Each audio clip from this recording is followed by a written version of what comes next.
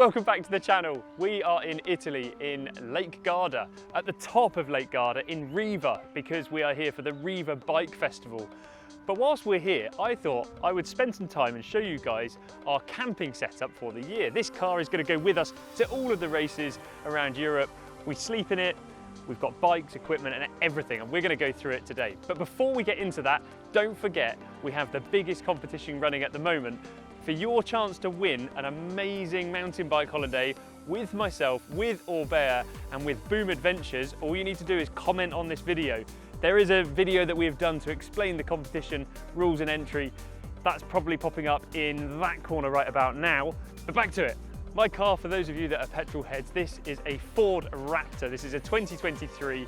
It's a 3-litre twin turbo V6 petrol engine. We're rolling on Fox suspension.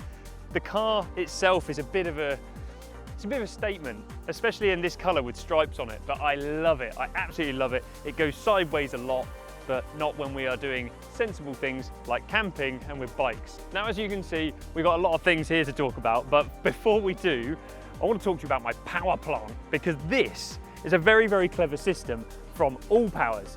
This is a 6-panel power station, which is powering up my 2000 watt-hour battery. Now, this produces enough electricity when it's sunny on days like this to power everything we need. And when I say everything we need, we have e-bikes, electric motorbikes, laptops, phones, toothbrushes, chargers, battery packs. There's lots of things that we run, and it runs all off of this, which means that we're actually off-grid. We do not need to be plugged into the mains. We are on a campsite today, but I don't need to be plugged into the mains, and therefore I don't have to pay for it, which is even better. So camping setup, all of the camping equipment you can see here is from Yakima.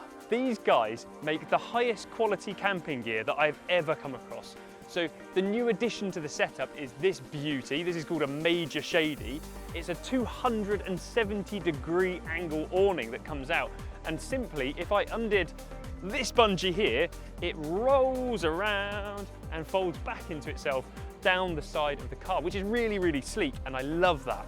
Whilst we're at the back of the car, you can probably see there's quite a lot going on here. So we've got a Yakima 2-bike rack on the back. This actually tilts as well, so I can put my foot underneath, push, and the whole lot will lean forward, which then gives us better access to get into the trunk, which is again loaded up with loads more stuff. Now, the bike rack itself is not rated to hold motorbikes, but I run it and I've never had a problem. We go everywhere in this, it bounces up and down. I check all of the equipment regularly and I've never had a problem with it. Bikes-wise, in the back of here, we have got my Orbea Ocam LT. This is my favourite mountain bike ever. It's the best mountain bike ever made. This is also an Ocam LT. This is Susie's one, in case you didn't work out from the colours. So this is my Ocam LT from last week's race, which was for the Urban Downhill race. Again, if you didn't see that video, I'm going to click right about there and you can now go up and watch that. But come back to this video if you do that. I've also got my Orbea Wild, which is what I'm going to be using this week in Riva. I'm actually racing the Bosch e-bike challenge and I'm going to be using my Orbea Wild for that. Really, really excited. Again, that's got a massive battery, but with my power station, my off-grid power station, I can fire it up onto there, I can charge it at the end of every day, and I never need to worry about running out of juice. Now, capacity, how much stuff can we fit on a Ford Raptor? The answer is, I don't know, but it's a lot. So we've got 2 bikes in the trunk at the moment. This is a Yakima Gatekeeper. This is capable of holding 5 bikes. So I could put 5 bikes in the trunk and then still have bikes on the back. I've actually put 7 bikes in the back before using this rack.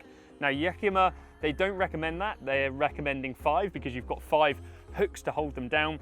But I put 7 bikes in safely, nothing got scratched, and I bolted it down, and that's what I do. But that is a disclaimer, that's what I do, it's not what you should do. So kit-wise as well, this is actually a kitchen.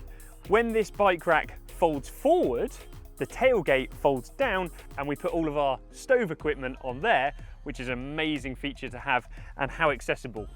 Above me here is our shower. There is enough water in this Yakima road shower to support Susie and I for about a week.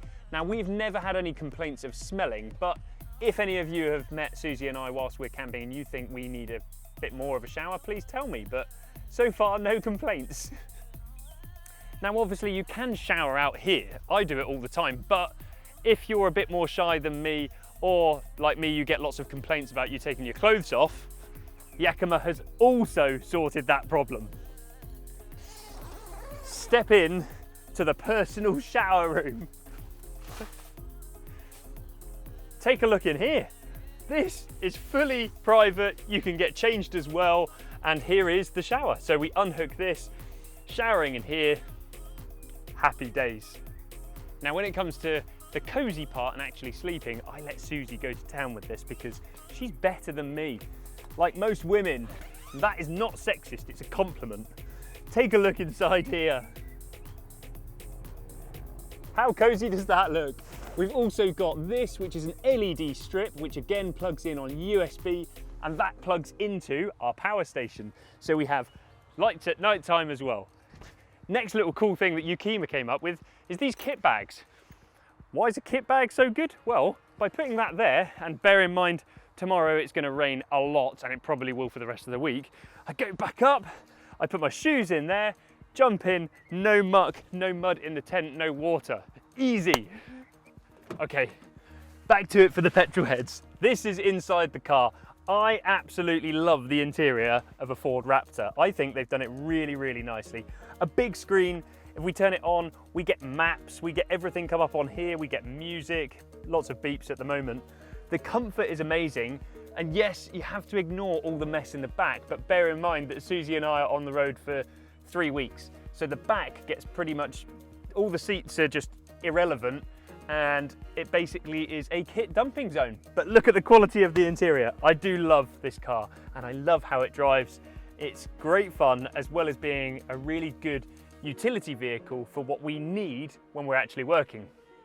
So there you have it. I hope that has given you a good insight into what our camping setup is, how we're gonna live whilst we're going to all of the races and events. And if you have any comments about this video, drop them in the comments below. And don't forget, by putting a comment in the box below, you will automatically be entered into the competition that could end up winning yourself a holiday to Spain to ride a bike with me. And yeah, you might see the Ford Raptor there as well. Thanks so much for watching, guys. See you on the next video. Update on the power supply. Check out what's going on. So, it's putting out that many watts into the e-bike, and we're still on 100%, which means the sun is pulling in enough power there to charge the e-bike, and now we're up to 58%. So that means this will just keep running, and it's free electricity constantly replacing itself because of the sunshine.